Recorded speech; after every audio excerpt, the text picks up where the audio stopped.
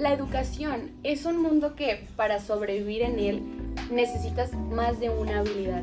Y como docente en formación, sin duda alguna, ese fue un gran golpe de realidad. No se trata de pararse al frente y repetir lo mismo una y otra vez. Aquí hablamos de un proceso en donde todo se conecta con todo. La verdadera pregunta es, ¿cómo logras esa conexión? Estamos en esa línea en donde somos estudiantes y maestros. Seguimos adquiriendo nuevos conocimientos, pero al mismo tiempo también nos remitimos cuestionándonos aquí. ¿Cuál fue nuestra base para lograr esa transmisión? Inclusive, ¿qué fue lo que hicimos para llegar a ella? Planear representa esfuerzo, tiempo y análisis. Es el proceso que determina prácticamente el camino que tendrá tu clase. Y por supuesto que implica un cierto nivel de dificultad, sobre todo si se abarcan o se trabajan dos metodologías distintas. Por una parte tenemos la indagación con enfoque STEAM y por otro lado tenemos el aprendizaje basado en problemas comunitarios. Nuestro enfoque se divide en dos. El primero hace alusión a resolver la problemática de la escasez del agua, tomando STEAM como referencia, y el segundo atiende todo lo relacionado a la alfabetización inicial, esto mediante la BPC. Tomamos como punto de partida diversos autores que nos ayudan a reforzar y sustentar nuestro trabajo. Por ejemplo, Amanda Carrasco, ella refuta la importancia de la alfabetización inicial y también al mismo tiempo el impacto que tiene en el niño. Ella nos menciona distintas rutas para lograr un proceso de alfabetización positivo para el alumno, refiriéndose a oportunidades de lectura, escritura, conversación y escucha libre, o también experiencias en donde se emplea el lenguaje escrito y oral para participar, por ejemplo, en eventos letrados organizados por la misma escuela. Sin embargo, un punto muy importante es tener presente que uno de los mayores retos para nuestros niños es que establezcan esa relación de sonidografía, por lo que este es nuestro argumento que respalda la importancia de brindarle a los alumnos oportunidades para jugar con el lenguaje a partir de recursos didácticos explícitamente diseñados para esto. Los niños por naturaleza suelen preguntar, es decir, dentro de ellos surge la duda de qué es un signo, cómo funciona o cómo es que las personas lo llegan a utilizar para poder comunicarse. Precisamente Carrasco define este comportamiento como la reflexión sobre la lengua, de tal manera que para obtener un aprendizaje o para que los niños puedan aprender es realmente necesario de las experiencias. Un claro ejemplo pues son aquellas participaciones en eventos donde ellos pueden escribir, bailar o incluso leer. Son a lo mejor experiencias muy pequeñas, pero que para ellos son realmente significativas. A todo esto podemos agregar la forma en la que nos podemos nutrir mediante acciones tan sencillas como son las conversaciones, los relatos, canciones, rutinas, el intercambio de estos recursos. Pues puede otorgarle al niño la base que se necesita para construir y comprender de su propio vocabulario. Pero aquí la pregunta es, ¿de qué nos sirve la teoría? ¿Por qué es importante conocer toda esta información? Como estudiante, tengo que aceptar que muchas veces consideramos innecesaria esta parte teórica, pero puedo afirmar que esta es la base para poder comenzar tu proceso o comenzar tu camino en el mundo de la planeación y aplicación. Es decir, tienes que tener esta información concreta y correcta para poder iniciar con este proceso de aprender a planear y aplicar.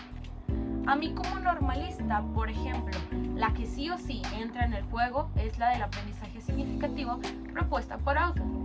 También tenemos la teoría del constructivismo, que tiene como precursor a Piaget o inclusive la zona de desarrollo próximo de Vygotsky. Actividades como la escritura de un cartel o de una historia y la lectura de diversos fragmentos de cuentos entran directamente con este tema de alfabetización, con la alfabetización inicial.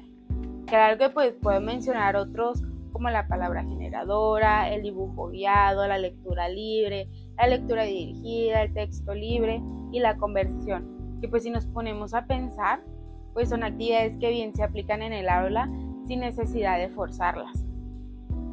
Sin embargo, pues tengo que admitir que por cuestiones de tiempo y disposición por parte de las escuelas en donde se realizaron las prácticas, pues se tuvo que priorizar la planeación realizada con base a la indagación con enfoque STEAM. Tomando en consideración su extensión de 9 sesiones, pues fue todo un reto.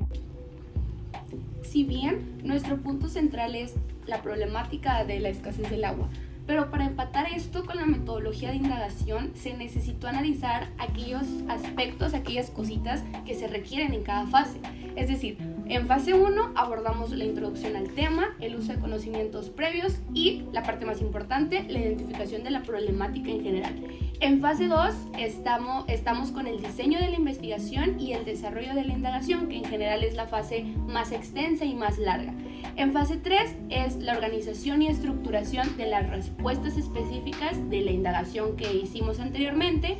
En fase 4 es la presentación de estos resultados y finalmente en la fase 5 pues es la metacognición, es como la reflexión de todo el proceso que los alumnos llevaron a cabo. El proceso que implica STEAM es un camino que te lleva a la creación de un prototipo que da solución a tu problemática planteada. Me refiero a que lo interesante de trabajar con esta metodología es que aparte de que el alumno se empapa de información y logra asociar lo nuevo con lo viejo, esto quiere decir aquello que desconoce con aquello que ya conoce. Se pretende que observe, analice, él mismo cree hipótesis, experimente y compruebe. Que él mismo sea el personaje principal de una indagación e investigación para extraer resultados y así adquirir nueva información de manera innovadora.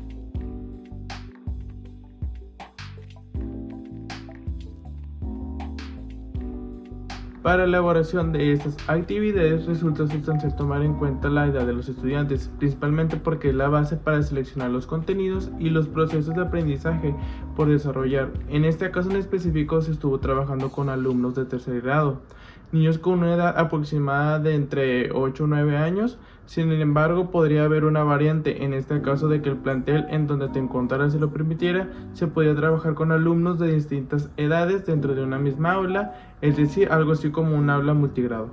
Cuando escuché la palabra multigrado, llegué a sentir hasta cierto miedo simplemente de pensar que era un concepto que desconocía cómo trabajarlo. Al igual considero que cuando escuchas esta palabra en automático te imaginas una escuela pequeñita o en una zona muy alejada, algo como un pueblito o un lugar rural, cuando realmente la posibilidad no solo se limita a eso. Es realmente sorprendente cómo la gente asume que por encontrarnos en un contexto urbano, pues no se dan los casos en donde los alumnos de distintas edades llegan a compartir el aula. Claro que en zonas rurales pues aumentan las posibilidades, pero en México en general pues se cuenta con más de 52,000 escuelas multigrado. Mi pregunta aquí es, ¿quién dice que todo se encuentra en pueblos pequeños? El trabajo colaborativo, la organización en grupos pequeños, la participación activa, inclusive el rol del docente, entran como estrategias que pueden funcionar dentro de un aula multigrado.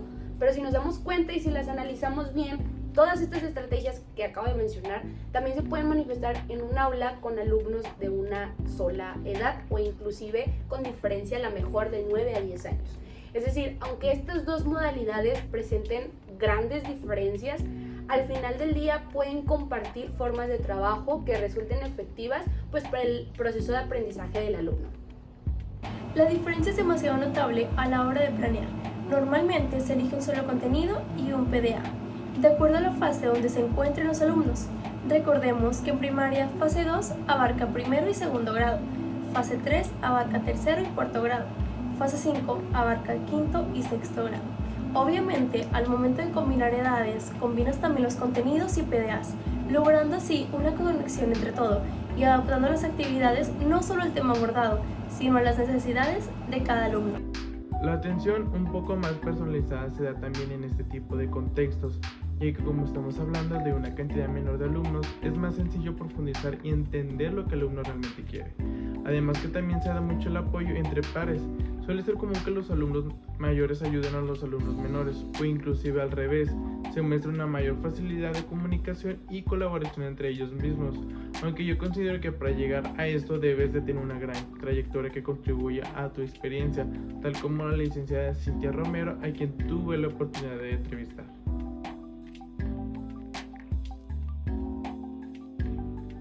Buen día, mi nombre es Cintia Marisol Arcibar Romero. Actualmente trabajo en el municipio de Galeana siendo maestra unitaria y atendiendo un grupo multigrado.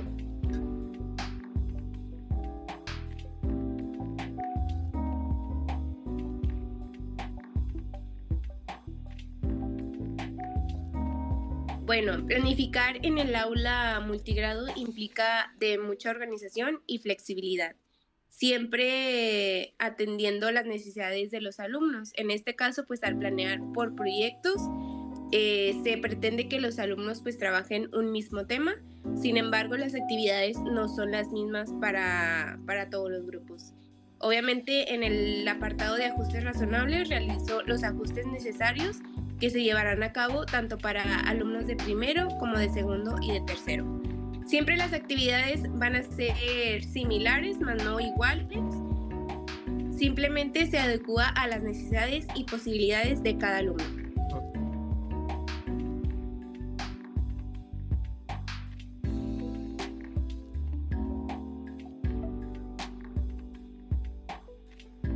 Prácticamente los materiales que se utilizan más a menudo son las láminas, imágenes, dibujos y en este caso al trabajar por proyectos obviamente los materiales visuales que se muestran dentro del aula clase son realizados por los alumnos. En este caso a mí me gusta implementarlos y que los alumnos observen lo que realizan, lo que están trabajando y lo que se pretende que aprendan para que así puedan tener un aprendizaje un poquito más significativo.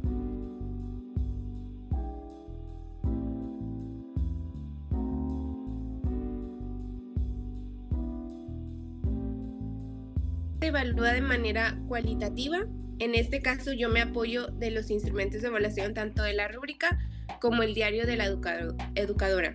En este caso la rúbrica pues al tener los nombres de los alumnos y a tener ciertos aspectos me ayuda mucho a poder describir cómo es que yo puedo asegurar que alcanzó o no alcanzó tanto nivel de desempeño en la actividad. Y en el diario de la educadora es un poquito más flexible ya que se describe en sí la actividad, qué alumnos fueron más destacados, qué alumnos les faltó un poquito más de apoyo. Entonces pues yo puedo hacer como mis anotaciones libres en donde puedo describir qué observé, qué me faltó, tanto de los alumnos como para mí. El diario de la educadora realmente pues yo lo manejo cada día al término de la actividad o más bien al término de la jornada. Puedo hacer una anotación un poquito más amplia en donde se evalúa la actividad, los aprendizajes que se vieron, los alumnos que se destacaron un poquito más, a los que les faltó apoyo, qué me faltó en la actividad. En ese diario obviamente pues se puede evaluar tanto al alumno como a mí misma como docente.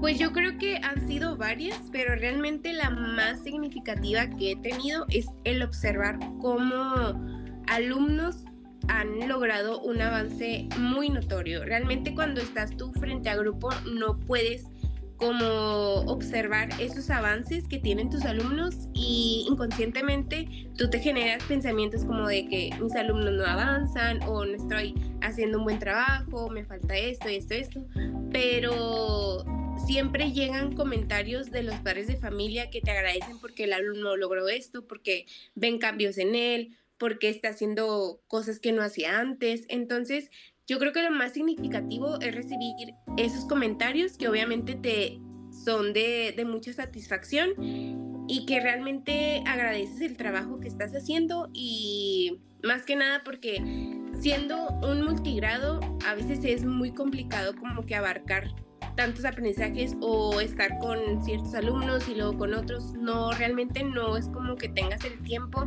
para ponerles la misma atención a todos. Entonces, pues sí es un poquito complicado, pero es muy satisfactorio, la verdad, porque los alumnos de primero y de segundo se acoplan mucho al trabajo de los más grandecitos y entre ellos mismos aprenden y se apoyan.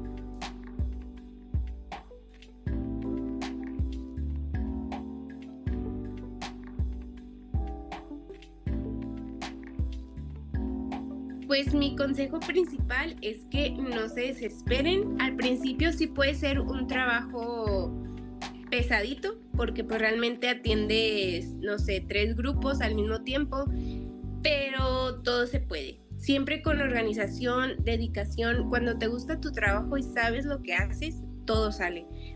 También yo sé que a veces como que nos mencionan la palabra multigrado y dices tú, es un trabajo muy extenso, no voy a poder, pero realmente con organización todo se puede. Los niños se acoplan muy rápido al trabajo y tanto como docente obviamente nosotros nos tenemos que acoplar a ellos, conocerlos, conocer la comunidad, conocer a nuestros alumnos, sus necesidades, sus intereses, sus disgustos, lo que pueden, lo que no pueden hacer. Entonces sí es un trabajo de mucha adaptación, pero sobre todo muy satisfactorio. Y pues realmente lo que yo les recomiendo es que si llegan a trabajar en multigrado, siempre disfruten todo momento porque el tiempo pasa volando y realmente trabajar con 3 grupos sí es pesadito, pero es muy divertido. Es muy divertido, es muy padre, aprendes mucho, tanto tú como de los alumnos como ellos de ti.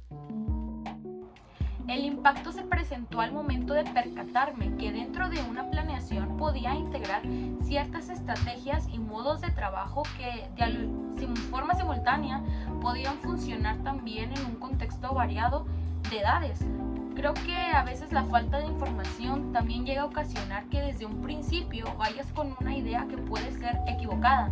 No digo que trabajar en multigrado sea fácil, porque no lo es, porque su nivel de dificultad es considerablemente alto, pero la comunidad docente debería de recibir esa capacitación adecuada para enfrentarse a cualquier tipo de contexto de manera exitosa. No me refiero a que las actividades sean perfectas, porque una actividad nunca va a ser perfecta, sino a que el proceso de planificación se lleve a cabo con base a la información correcta.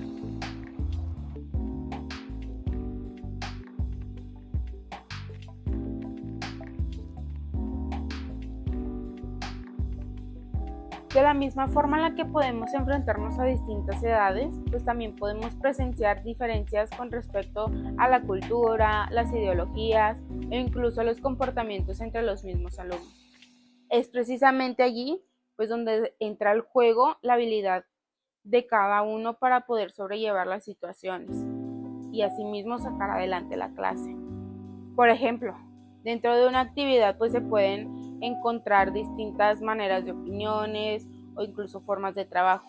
Para ser más concretos, pues sería en la última fase de nuestra planeación, que es la metacognición, en donde con la actividad del dado pues obtuvieron diversas opiniones, diversas respuestas y que dentro de un ámbito educativo todas son correctas.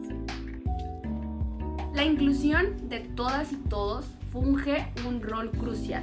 Nosotros como modelos a seguir, porque la mayoría de las veces así nos ven los alumnos, tenemos la oportunidad literalmente en nuestras manos de hacer ver que ninguna diferencia, háblese física, económica, social, personal o psicológica, es impedimento para incluir al alumno en una actividad. De aquí se deriva el comportamiento que tome el alumno ante una situación de este tipo. Los pequeños tienden a replicar lo que observan. Qué mejor que rescaten aquellas acciones que demuestren esa aceptación sin condiciones ni mucho menos restricciones. La capacidad del pensamiento crítico en los niños se puede reforzar tan simple como con la resolución de este tipo de problemáticas. ¿Quién no ha presenciado esa discordia de es que él o ella no trabaja bien o es que no quiero estar con ella porque es rara o raro? O inclusive él o ella no sabe nada, haciendo una clara referencia a la exclusión y que poco a poco se van considerando normal este tipo de comentarios.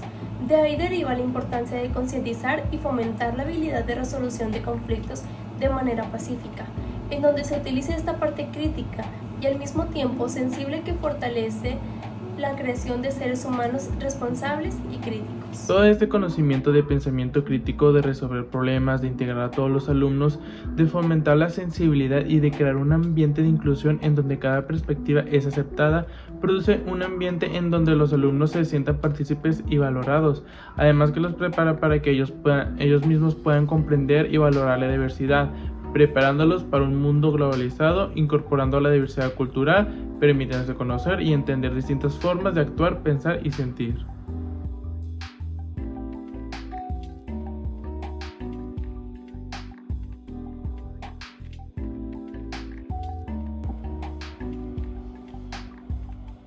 ¿Te has preguntado cómo sería un aula sin niños conscientes, responsables y comprometidos con su entorno? Caótica, ¿verdad? Como docentes estamos a cargo de reforzar los valores aprendidos en casa, dentro de nuestro salón de clases, para así fomentar ciudadanos que fomenten la participación ante la toma de decisiones, el uso de valores y actitudes para contribuir a un ambiente democrático para el bienestar social. Debido a las actitudes que hemos estado mostrando como sociedad, nos hemos acostumbrado a la pregunta que nos hacen los niños: ¿por qué lo voy a hacer yo y él no? Y esto haciendo referencia cuando le pedimos al niño que realice acciones que beneficien al cuidado del medio ambiente. Y este tipo de situaciones lo único que hace es que como docentes nos percatemos que los valores y los compromisos comunes que tenemos como sociedad se están degradando. Eso es lo único que pasa. Para un aprendizaje de calidad es importante proporcionar las herramientas necesarias para promover un espacio abierto tanto a la interacción como al diálogo, donde cada opinión sea valorada y tomada en cuenta para futuras tomas de decisiones.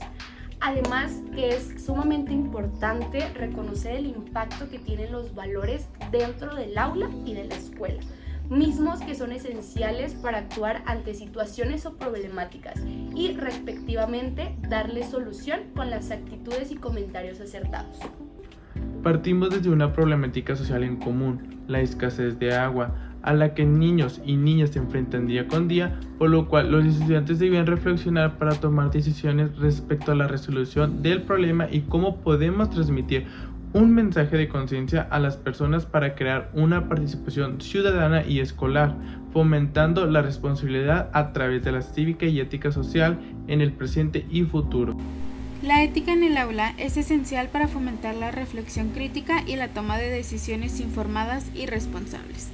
Conforme se reflexionaba el núcleo de la problemática, los estudiantes analizaron críticamente propuestas para tratar la situación a través de una participación social y así poner un granito de arena como ciudadanos responsables. Entre opiniones y propuestas llegamos a la conclusión de crear un muro de agua para captar el agua de la lluvia y darle un segundo uso. Esta decisión fue tomada por los estudiantes como una acción responsable a cuidar el medio ambiente para lograr un bien común. En el proceso de la elaboración de este prototipo, los estudiantes se manifestaron con acciones éticas a través de los valores de responsabilidad.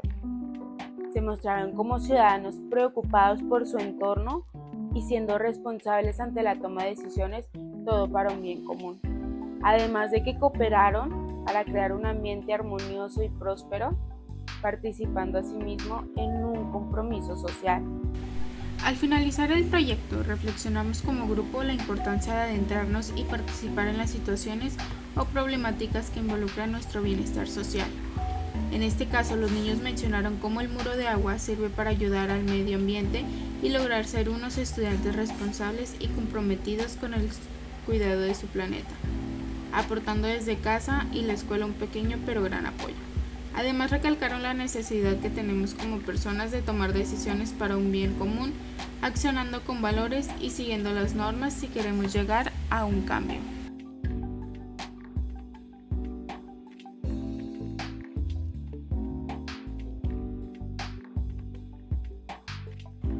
Al trabajar con niños entre 6 y 12 años, nos podemos imaginar que no existe algún tipo de dificultad a la hora de relacionarse, cuando realmente la escuela es un lugar en donde se manifiestan diversas situaciones que provocan diferencias, problemas, malos entendidos, etc. entre los mismos niños, ¿verdad? Tenemos que recordar que a esta edad pues se tiene mucha curiosidad y mucha facilidad para opinar y actuar sin pensar en lo que va a pasar después. Suelen haber problemas de todo tipo, pero uno en específico que continuamente observo es esa diferencia que hacen entre los niños y las niñas. De una manera más formal es que ponen en práctica distintos ideales que sin darse cuenta enfatizan en un estereotipo que arraiga la diferencia entre los dos géneros, háblese de femenino y masculino. Comentarios como las niñas son más débiles, solo los niños juegan fútbol, el color de rosa es de niñas, entre muchos otros, se suelen dar con una normalidad que de verdad a veces me sorprende y me asusta al mismo tiempo. Lo peor del caso es que la mayoría de las veces, aunque se presencien estas situaciones, no se hace nada al respecto para obtener un cambio real. Es muy notable que cualquier tema en relación a los estereotipos y la práctica docente no son temas aislados. Debemos entender y comprender que una cosa sucede dentro de la otra y que por ende influye en la manera en cómo abordamos la clase, en qué tipo de actividades aplicamos y sobre todo en el tipo de actitudes que tomamos frente a los ojos del grupo. Todo parte desde cómo te muestras dentro del aula. Sé que no todos los alumnos se comportarán de la misma manera en la que tú lo haces, pero podemos ir cambiando prácticas conforme vamos interactuando en el proceso de enseñanza-aprendizaje, para ir cambiando su perspectiva de poquito en poquito y así lograr un cambio a través del diálogo y las prácticas constantes. Por lo tanto, en esta jornada nos encargamos de formar alumnos conscientes dispuestos al cambio, dejando las prácticas tradicionales de lado al momento de realizar nuestras actividades. En nuestro caso quisimos quitar la distinción común de fila de niños y fila de niñas, organizando a todos por igual en una misma, aunque al principio notaron rara esta práctica, acataron las instrucciones muy dispuestos. Por otra parte, nos enfocamos en fomentar el compromiso con el ambiente que tenemos como ciudadanos responsables, al enfatizar que tanto la responsabilidad de tomar decisiones, de actuar y de ser conscientes ante el cuidado del agua es un compromiso de todas y todos sin distinción alguna. De esta manera se logra comprender que todas las personas somos pieza clave para lograr un cambio en sociedad y que todos podemos apoyar de muchas maneras.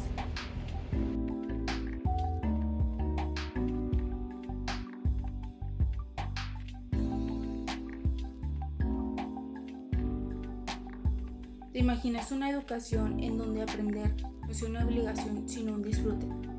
Muchos de nosotros crecimos con la vieja escuela, una escuela en donde aprendizaje es de manera repetitiva y lo único que logra es tener un aprendizaje efímero.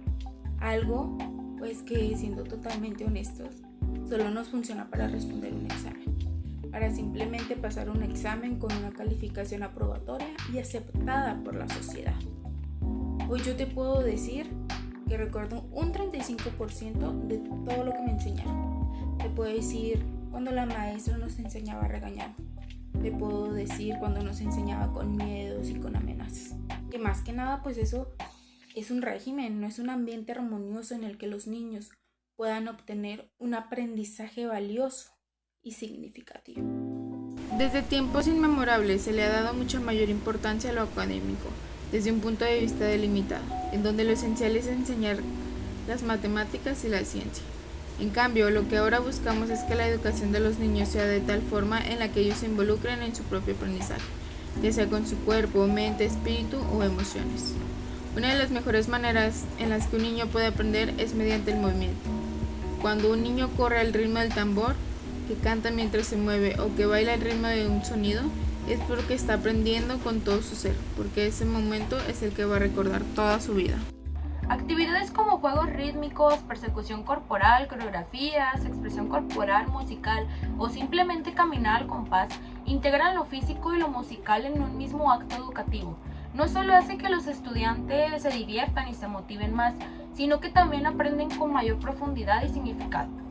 Vivimos en un mundo en donde desde muy pequeños se nos acostumbra a vivir rodeados de estrés, depresión, por cumplir con los estándares sociales, por lo cual el movimiento, la música o el deporte beneficia al reconectar con uno mismo, con otros e inclusive aprender de una manera más significativa.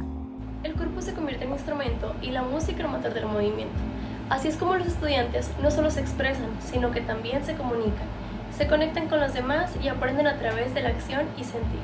Que por eso mismo es como se construyen los valores profundos, así como el respeto por el otro, la empatía la confianza en uno mismo y el deseo genuino por seguir aprendiendo. En un mundo que necesita personas más empáticas, creativas y colaborativas, el tener presente el juego dentro de la planeación es una apuesta pedagógica por la educación del ser en su totalidad. Porque cuando un estudiante se mueve con alegría y canta con felicidad, está aprendiendo no solo con la mente, sino también con el corazón. No hay aprendizajes que no se escriben en los cuadernos ni se recitan en voz alta, sino más bien son aquellos que nacen cuando el cuerpo se activa, cuando el ritmo despierta, cuando la emoción se convierte en movimiento y la expresión fluye sin miedo al error. Son esos momentos en donde el aula se transforma, deja de ser un espacio de silencio para convertirse en uno de participación, energía y conexión. Tal vez no está presente en un libro de texto, pero hay saberes que solo se comprenden cuando se sienten, porque educar no es solo transmitir datos, es el permitir que cada estudiante explore quién es, qué siente y cómo puede aportar a su comunidad, y muchas veces eso empieza con un paso, un ritmo y una sonrisa. La oportunidad de aprender de manera distinta abre las puertas a que los alumnos sean partícipes de diferentes experiencias, que tengan que aceptar que al principio todo este tema de expresión corporal y conexión con el ritmo, pues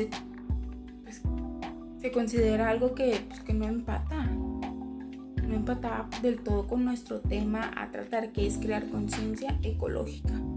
Pero después de informarme, leer y analizar sobre todo, pues me percaté que para lograr que el alumno viva la experiencia desde cero, puede participar en actividades como la elaboración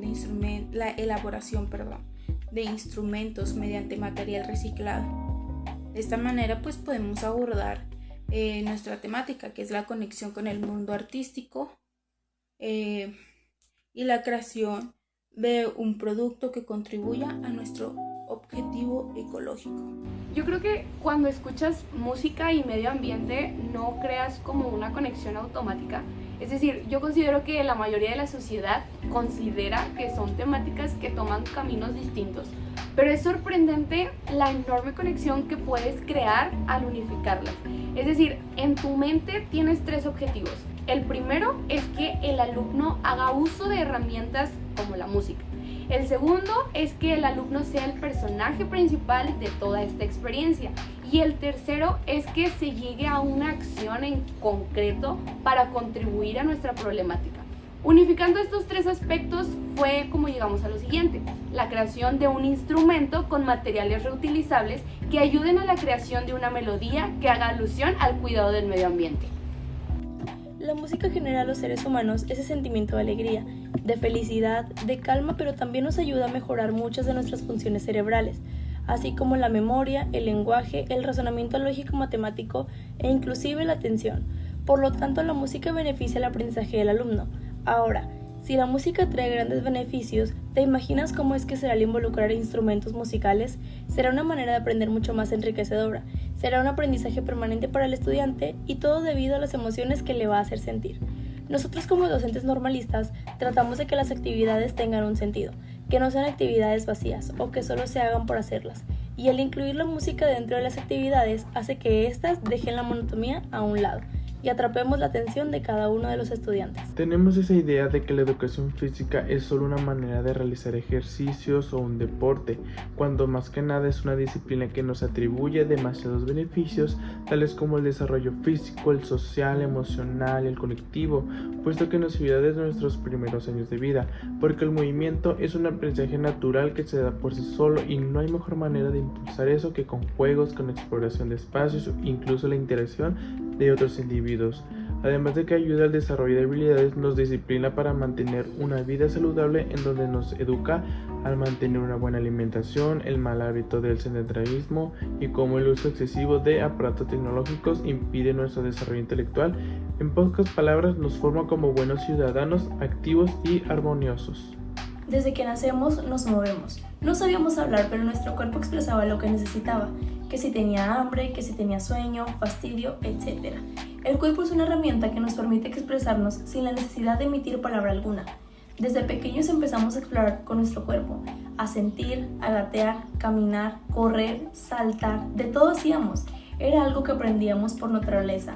Algo fundamental para nuestro desarrollo físico, cognitivo, emocional y social es que debemos dejar de considerar el movimiento como una herramienta que simplemente funciona en actividades físicas, sino más bien tomarla como una herramienta pedagógica, herramienta que nos beneficia a los maestros a que los alumnos exploren y experimenten con su propio cuerpo.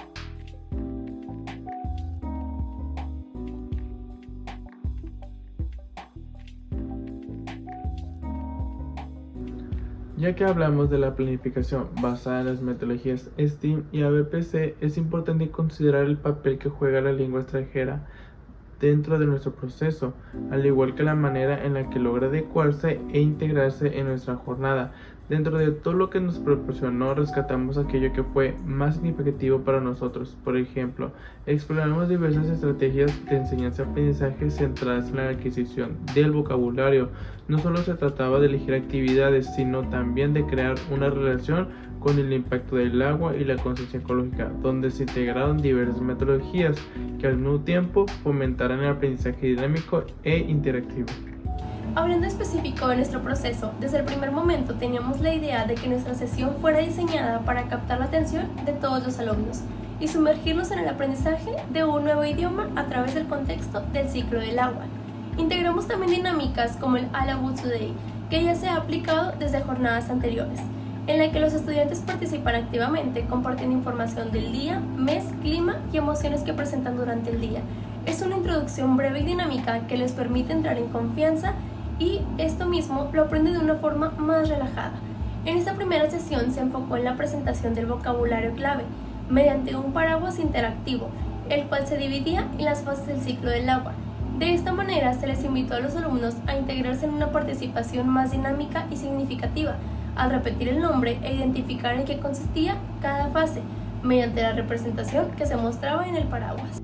La idea no solo era que escucharan y observaran mediante imágenes representativas en qué consistía cada fase del ciclo del agua, sino que también pudieran construirlo, así que se les facilitaron materiales como platos desechables, plastilina, pintura, papel crepé, etc., con el fin de que ellos pudieran visualizarlo y explicarlo con sus propias palabras. Algo interesante es que autores como David Ausubel, psicólogo y pedagogo, nos menciona en su teoría del aprendizaje significativo que este aprendizaje se focaliza en la estructura cognitiva del alumno que aprende, y uno de los aprendizajes que se menciona dentro de esta teoría es el aprendizaje representativo. Se asimila con el memorístico, que casualmente se define como el significado o que relaciona objetos, eventos, conceptos o representaciones, distinguiendo el significado acorde a su referencia física. Nosotros, como futuros docentes, siempre tratamos de adaptarnos a la manera en la que mejor aprenden los alumnos. Y cuando estamos frente a grupo, nos preguntamos cómo les gusta más trabajar. La respuesta está en el juego.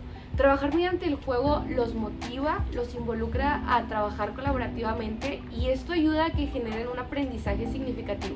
Esto es magnífico porque a los alumnos les facilita la comprensión de los significados y sobre todo ellos disfrutan el proceso de aprendizaje. Por esto, y justamente en este apartado, integramos un juego llamado El Ahorcado, el cual integraba el vocabulario relacionado con todo lo del ciclo del agua. Creo que esta fue nuestra reflexión positiva al aplicar esto, principalmente porque la reacción de los alumnos fue buena y la manera en la que logramos captar su atención funcionó. Al mismo tiempo, pues que les dimos a conocer información importante que tal vez consideraban muy complicada al inicio. Algo a comentar es que esta actividad pues no la vieron como una evaluación tradicional, sino como un juego unido con la pedagogía, que pues favorecía un ambiente más relajado, participativo, en donde los estudiantes disfrutaron de mostrar lo que sabían sin sentir la presión de una prueba formal cualquiera. Sin embargo, pues también debemos tomar en cuenta que no todos tienen la misma facilidad de comprensión pues, al estudiar otro idioma.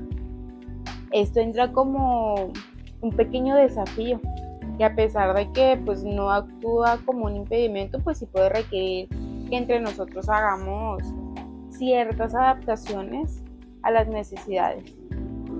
Y pues creo que hasta el mismo tiempo entra como una recomendación para facilitar alguna experiencia en el futuro, ¿no? Podemos decir con certeza que esta experiencia nos reafirma que el aprendizaje puede ser y debe ser significativo, activo y motivador para los alumnos, y que al integrar las metodologías lúdicas dentro de una planeación coherente y bien estructurada, el aula se transforma en un espacio vivido de expresión creativa y crecimiento. Lo sabemos más que nada por los resultados que los mismos estudiantes nos hacen ver, y qué mejor manera de seguir trabajando y aprendiendo de este modo.